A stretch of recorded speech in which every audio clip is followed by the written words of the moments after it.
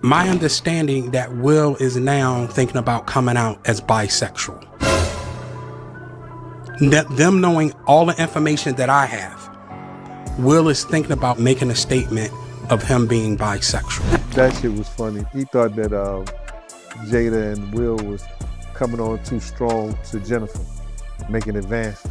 Quincy Jones brought in Fresh Prince. And his first movie was what? 6 Degrees of Separation.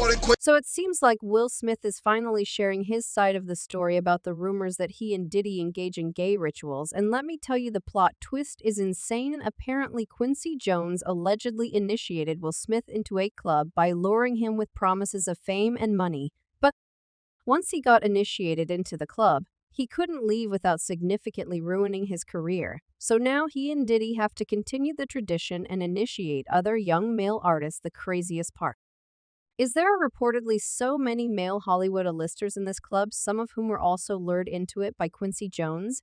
And because of the caliber of people who know about these gay rituals, it is practically impossible for someone like Will Smith to leave, even if he wanted to. Some say this explains why he continues to stay with Jada and put up with all her shenanigans, because she knows his secrets and he doesn't want her to reveal them. So what is all this about Quincy Jones lure Will Smith and other male celebrities into gay rituals? Is that really why Will doesn't want to leave Jada?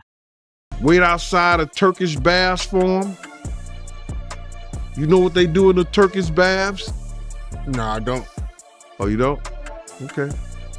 That's where a lot of gay men meet. And they all take hot baths together. It is an open secret that there are many closeted male celebrities in Hollywood, and Will Smith is believed to be one of them. We have heard many rumors about Will being gay, hosting gay parties with his friend Diddy, and trying to initiate other male celebrities into secret gay clubs. But it seems like Will was introduced to this lifestyle by someone he respected and looked up to in the industry, Quincy Jones. Will and Quincy first met at a house party Quincy hosted when Will was just about 19 at the time. Will's career had not exactly taken off, and Will was heavily in debt, riding on the high of the initial success of hip-hop duo DJ Jazzy Jeff and the Fresh Prince. Will began blowing through his money and underpaying his taxes. By 1989, Will owed the IRS almost $3 million in tax debt, which the IRS collected by seizing his income and property. By 1990, Will was struggling financially, but his life was about to change. He was invited to Quincy's house party, where record executive and manager Benny met.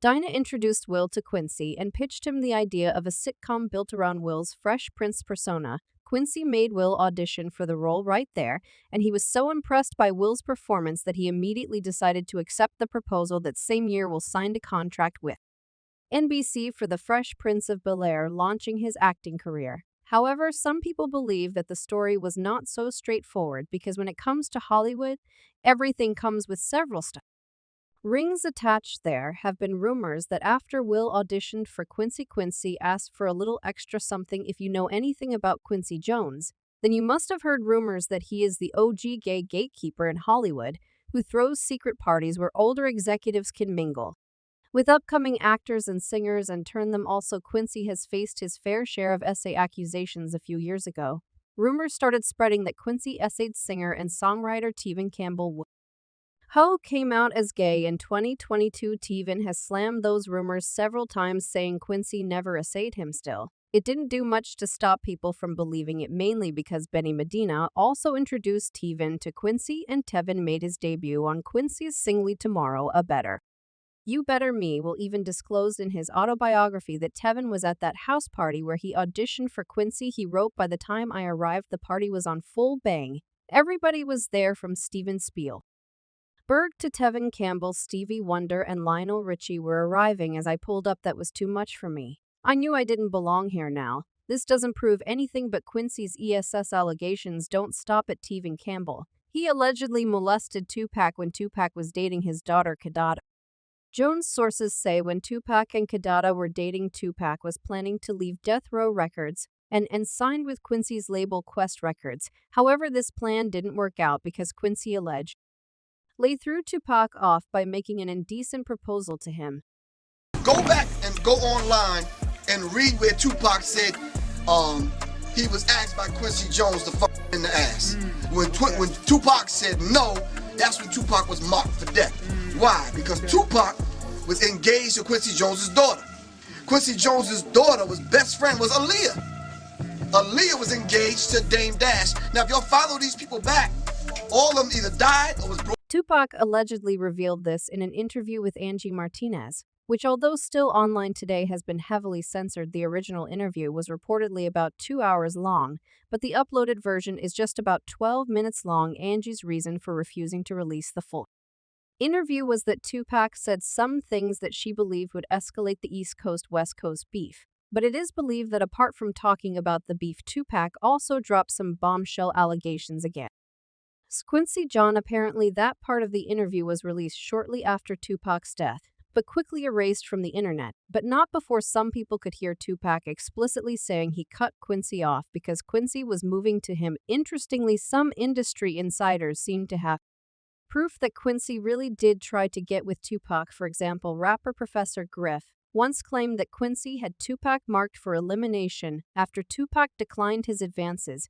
He also added that Quincy is one of the Hollywood celebs who co-run a secret gay society where they traffic young men and hold gay rituals. According to Griff, Quincy is not above eliminating anyone who knows too much or threatens to expose his secret. He set up sex rings in Hollywood. And the people that he brought in, if y'all tell me if I'm lying, Quincy Jones brought in Fresh Prince. And his first movie was what? 6 Degrees of Separation. Brought in Queen Latifah. Set it off. Queen Latifah set it off, licking and kissing on women. Are you following me? Yes. Tevin Campbell. His little sweet ass up and down Hollywood Boulevard. Got caught in the park. Thank you. And last but not least, when Tupac came to Hollywood, it was the homosexual ritual. This is where the homosexuals came out against it, but I didn't mind. I wasn't talking about homosexuals. I'm saying there's a homosexual ritual that they go through in the Illuminati secret societies. And Tupac allegedly revealed this in an interview with Angie Martinez, which, although still online today, has been heavily censored. The original interview was reportedly about 2 hours long, but the uploaded version is just about 12 minutes long. Angie's reason for refusing to release the full interview was that Tupac said some things that she believed would escalate the East Coast-West Coast beef. But it is believed that apart from talking about the beef, Tupac also dropped some bombshell allegations again. Then Quincy Jones, apparently that part of the interview was released shortly after Tupac's death, but quickly erased from the internet, but not before some people could hear Tupac explicitly saying he cut Quincy off because Quincy was moving to him. Interestingly, some industry insiders seem to have proof that Quincy really did try to get with Tupac. For example, rapper Professor Griff once claimed that Quincy had Tupac marked for elimination. After Tupac declined his advances, he also added that Quincy is one of the Hollywood celebs who co-run a secret gay society where they traffic young men and hold gay rituals. According to Griff, Quincy is not above eliminating anyone who knows too much or threatens to expose his secret. Right? So I did method acting on 6 Degrees of Separation. And essentially method acting is when you submerge yourself for extended periods of time, confining yourself only to the thoughts of the character, right? So at a stretch when I was doing 6 Degrees of Separation, I took 9 days without breaking character, right? Becomes 6 degrees of separation. And we can get into that a little bit. You know, Will plays a gay guy, but you got to look at how Will prepared for the movie. So he admits to watching a lot of gay porn to learn how to kiss a man, to learn feminine attributes, right? So I find that bizarre.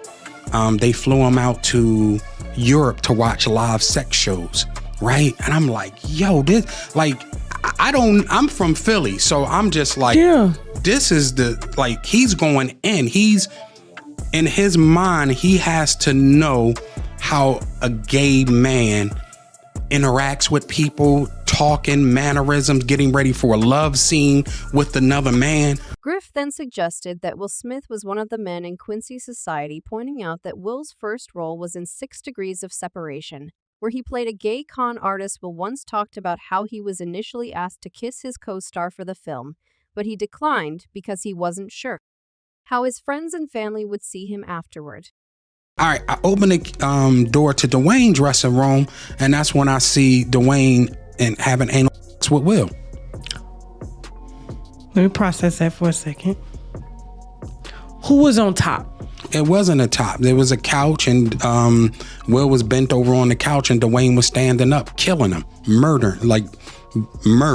It was murder in there. Later, he admitted to taking up method acting for his role, which involved him staying in character for 9 days straight. Many believe that role was Will Smith's gay awakening because it didn't take long after that for rumors to start flying around of him being in different secret relationships with men like Dwayne Martin, for example. Will and Dwayne met and became friends when Dwayne appeared in one episode of The Fresh Prince, but over the years, rumors have surfaced suggesting that there might be more to Will and Dwayne's relationship. These rumors were further escalated by a 2012 issue of The Star magazine, where an exclusive report claimed that Will and Jada's relationship was going through rocky times because Dwayne was driving them apart. An insider told Star that Will took Dwayne on a vacation to Trinidad, where they were allegedly spotted having a romantic dinner. They added that Jada was furious about the whole situation because he apparently started spending more time with Dwayne while ignoring her and the kids as usual.